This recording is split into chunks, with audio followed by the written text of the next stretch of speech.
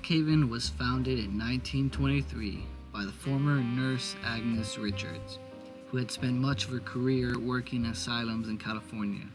Determined to create a kinder, gentler alternative to the abuses she had witnessed, Richards used thousands of dollars she saved to purchase a small rock hut on a lush, tree-lined estate in an area that was then called Verdugo City. Within a year, Richards had 24 ladies. Richards preferred to call the women of Rockhaven ladies and not patients. The idea of Rockhaven was to have a facility for women run by women, especially at a significant time when new and dangerous ideas about women's sanity were taking hold. Richards ran Rockhaven until 1967, when she passed it on to her granddaughter, Patricia Travis. In Travis's time, Rockhaven changed with the needs of its residents and became popular for the care of the elderly women with dementia. Rockhaven was sold in 2001 to a very large hospital corporation. However, by 2006, they found the upkeep too costly and sold it to developers who planned to scrap the buildings and condos.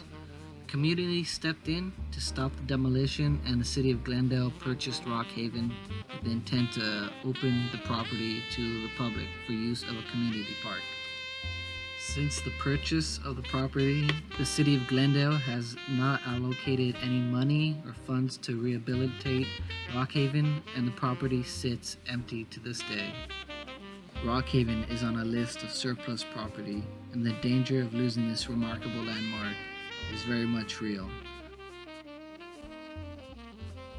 Join me as I tour Rockhaven Sanatorium.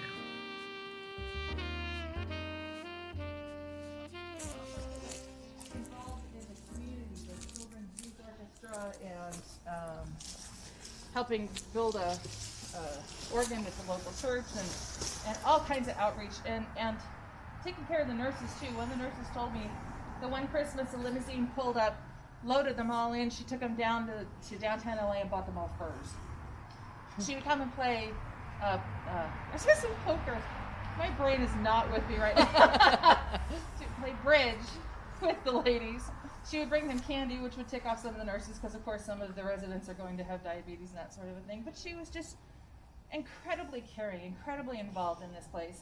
But she wants to start traveling. So her granddaughter starts stepping in and taking care of the place. And she ends up fully taking over in 1967 when Agnes passes away.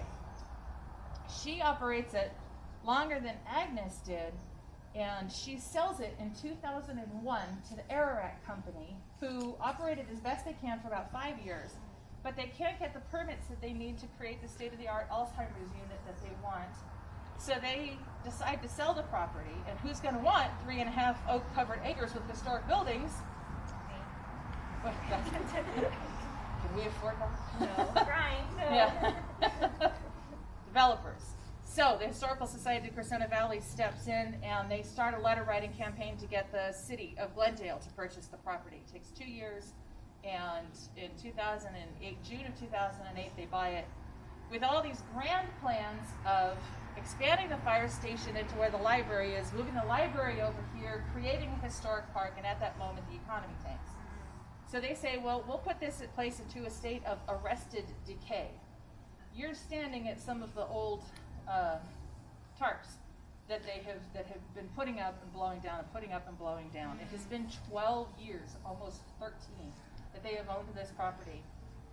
After 5 years, we got a new city manager who abandoned the idea of creating a park and wanted to come up with an idea of how to make money from this historic property. So the Friends of Rockhaven form out of the Historical Society to try and say, you know what, a park is still viable and a really good idea. And we have been fighting this fight for more than 7 years. We had somebody that would come in, make this public area, move women-owned businesses into these buildings. And they worked for 2 years to shoot that down because what they really wanted was a hotel. So that gets shot down. Immediately they talk to the hotel guy. The hotel guy spends a year, finds out he can't afford to make a hotel out of this place.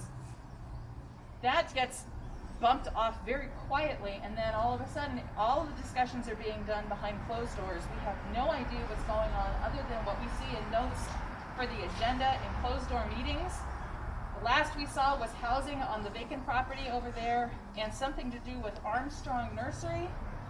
When Armstrong Nursery was talking to the people that were going to create the public space, they wanted to knock out a section of one of the historic buildings, open it all up, knock the walls down, and make it into their display room. So we're not incredibly happy with these ideas. And we have been continuing to push for finding a way to make it a park. They haven't been looking for a way. They haven't even done the assessment to find out what it would cost.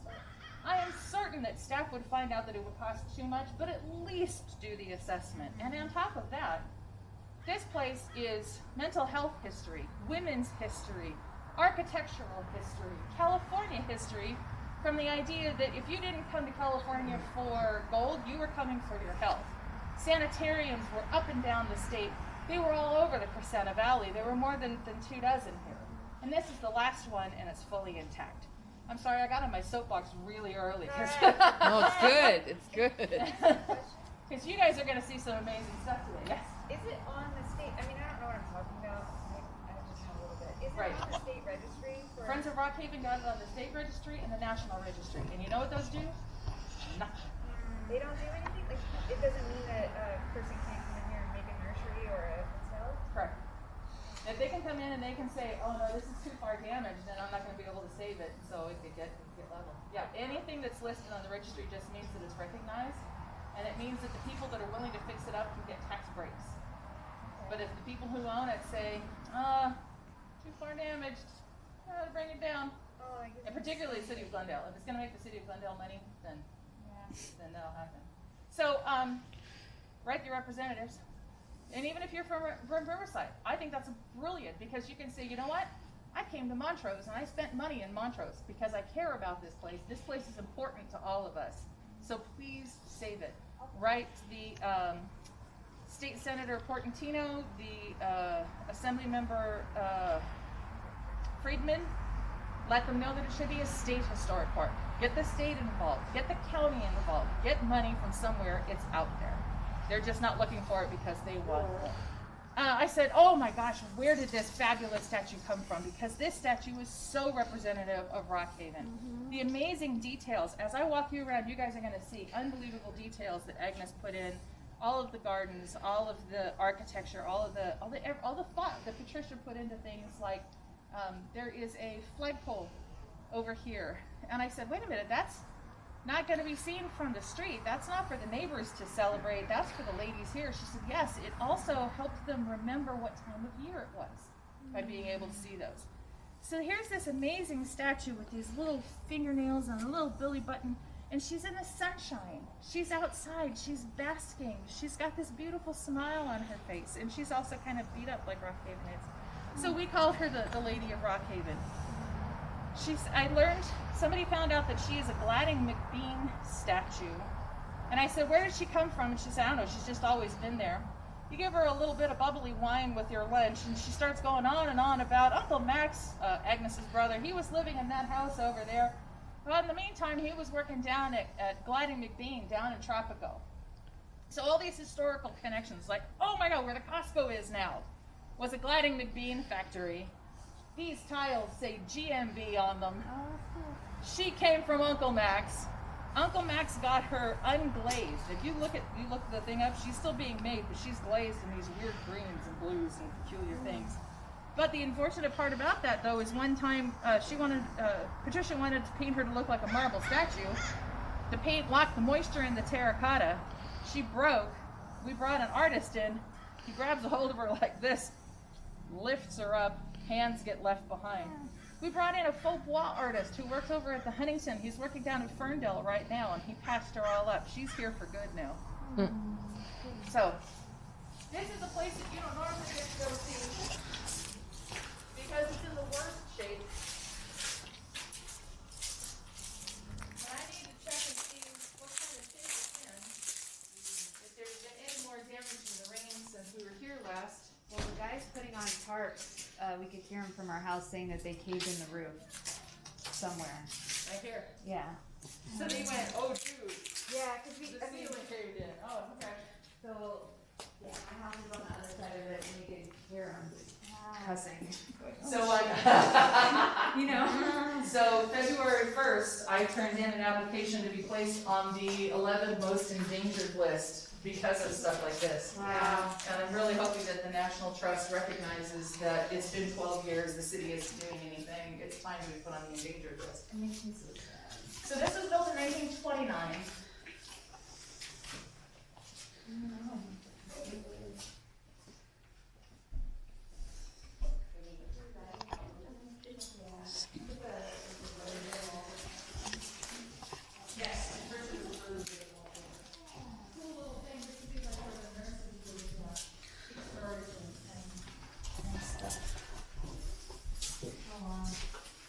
I have this peculiar thing for this wallpaper because I see it sitting here.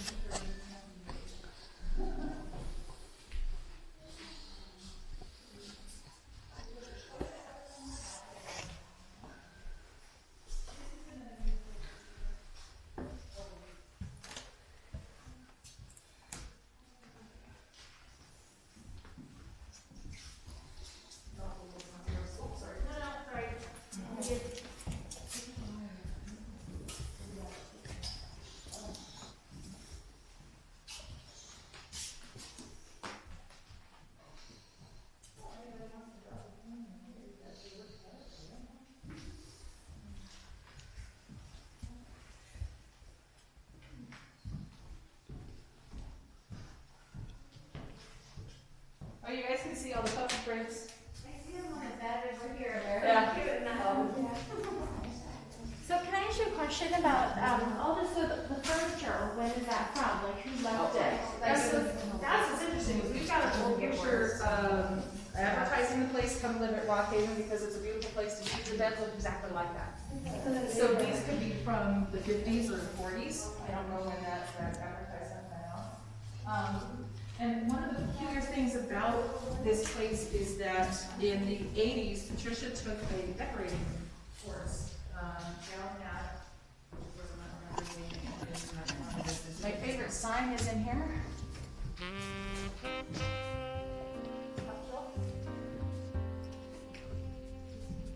No, top shelf.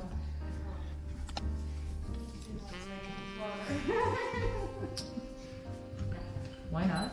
Yeah, why was it there?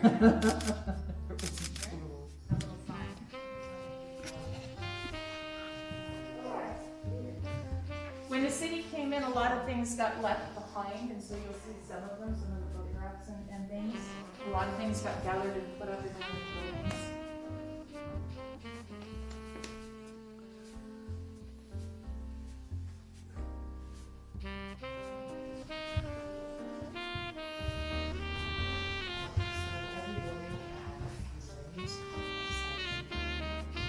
Correct, the people bungalows got converted, the one that I'm gonna take you to next was a house in the village in 1921. And I look at it and I'm like, oh, people live here. Isn't that something? Oh my God. And it's not just the gorgeous 1939 tile, but then the wallpaper that Patricia chose. This is gonna be a comeback. Wallpaper? Yeah. The door.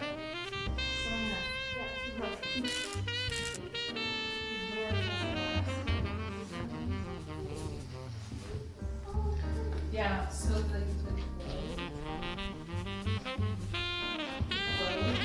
comes through. Isn't that gorgeous? I once lived in a house where the previous owner had used that all the time. Oh,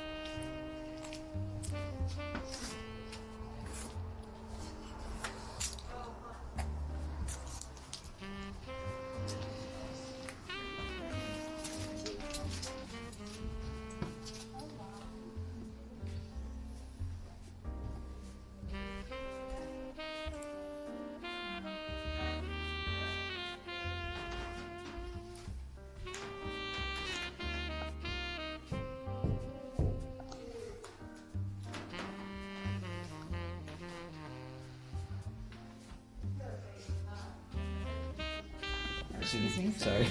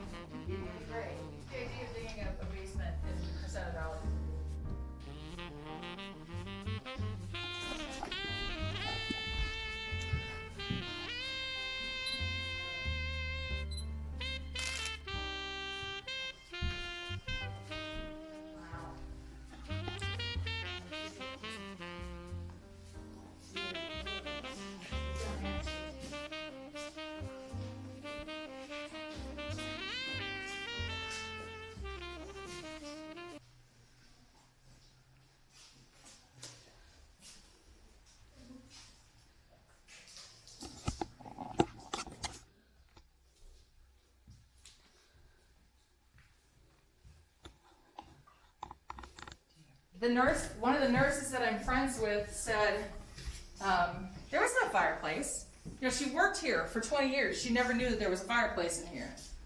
So we have a feeling that the health inspectors, mental health inspectors came in, and we have copies of some of her licenses to be able to care for a certain number of patients at a time, which the ladies were never called patients. They were either called the residents or the ladies. And they called them mental defectives on the license. So I have a feeling that the inspector came in and said, you can't have a fireplace with mental defectives, and so it got closed up immediately. You can see where it was.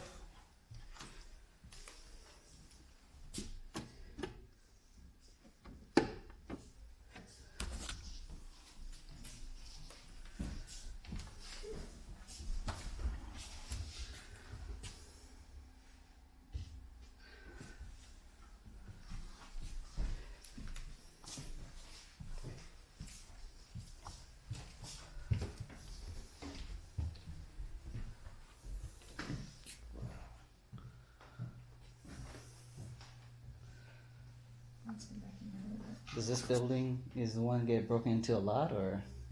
Well, the sad thing about this one is, you know how they train the canines here? Yeah. One time they decided that the fire department should be allowed to train too. Oh. So they sent them up on the roof. They broke the irreplaceable terracotta tiles, and we ended up with a leak in a place that we never had a leak before. Yeah. And every time I would show up, this hole would get bigger and bigger and bigger, and it still is. Yeah. It still is. No. But there was a period between caretakers that this place, I don't know if it was one group or one group over and over, or a couple of groups, that they came in and they got a hold of the fire extinguishers and they sprayed them. Yeah. And they tried to get keys. They bent the door to the key thing, which doesn't have any keys in it anymore, of course.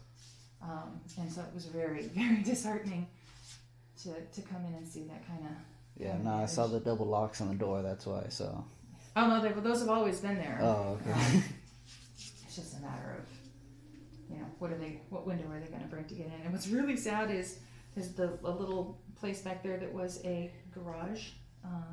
That they took a rock and they threw it through a window. Mm-hmm. So now what we were keeping in there is now exposed to the elements because there's air. Even though it's a plastic thing, there's still, you know, it's still colder and not protected. Yeah. And I went into the bathroom because it was kind of mildewy smelling, and the window lifts really easily. If the people had just gone around, they could have lifted the window up and spared the place. Yeah.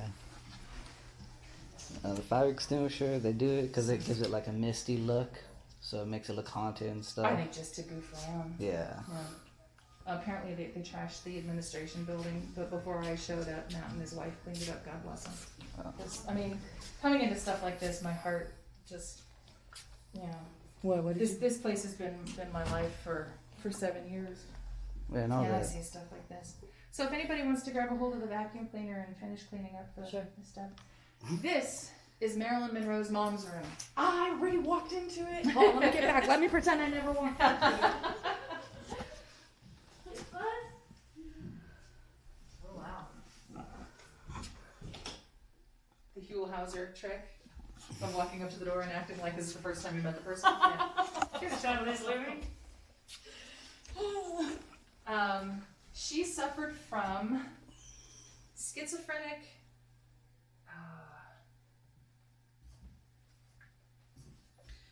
something with delusions of persecution. So she always felt like there was, they're not letting me do this, taking care of me, that sort of thing.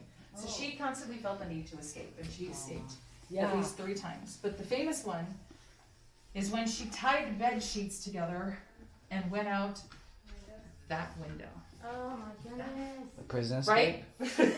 Oh man. She's got this window, she's got this door, she goes out that window because it's dramatic. She needs to make it a dramatic escape with the bed sheets and all that sort of thing. She makes it as far as, right? And there's even boot prints in there too from the cops coming in after the bus. She makes it as far as Shadow Hills. And she's hiding in a church. And the pastor comes in and says, I think you belong someplace else. And then she ended up in the newspaper over that. After Marilyn died, she was church up here, she was church up here, and Marilyn passes her say, her own roots with the city was a place easy to park. And they never did it, and Mike was really upset about that, and we got a, Freedom of Information Act thing, so we could see all of the emails and all the things that went through, and the parks guy said, yeah, park the place. The city manager at the time said, yeah, park the place, it's really, and then it went down to this one guy who said, you know, if nobody gets on here, we really want to spend this money, and it stopped. And another rainy season happens, and more damage happens, and more places get leased, as we have these.